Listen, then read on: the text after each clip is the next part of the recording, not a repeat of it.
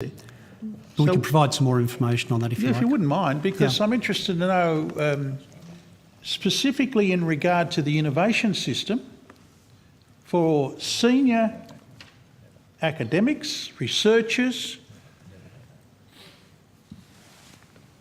why 45? Does it apply? Are we talking about specific circumstances in regard to what actually goes on in the universities and research agencies for preeminent international research leaders? At 45, are you saying they're no longer of value to this country?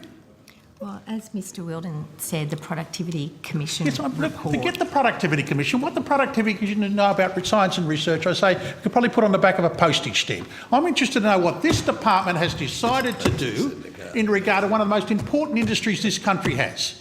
If a person is aged over 45 and there is a sponsor who wants to bring them in, the 457 standard is not the only process they can go through to do that. They can also use distinguished talent and they can use labour agreements. All right, so they're not excluded from access. So what's the feedback you've had from companies, from universities, from research agencies in regard to this specific measure?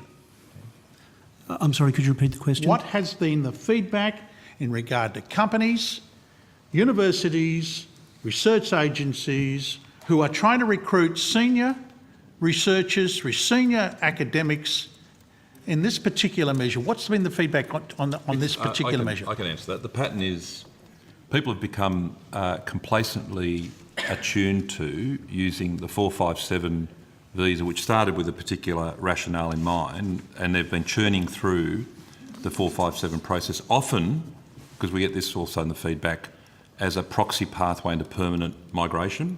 The government's made it very clear, no, reset, we don't want the 457 visa to become that. So that's why there's the break as to permanent residency. If, however, distinguished talent, Mr Wheldon just mentioned, or there's a company-specific or a institution-specific requirement, the labour agreement, which we intend to use for those sorts of cases, will be the better targeted measure.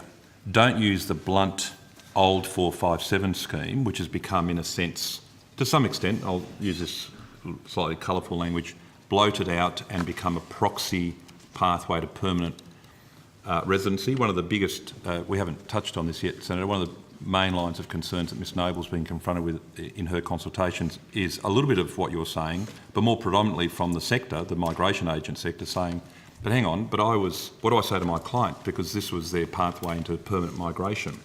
That is the proof, perfect if you like, that the program had become distorted as to its original purpose.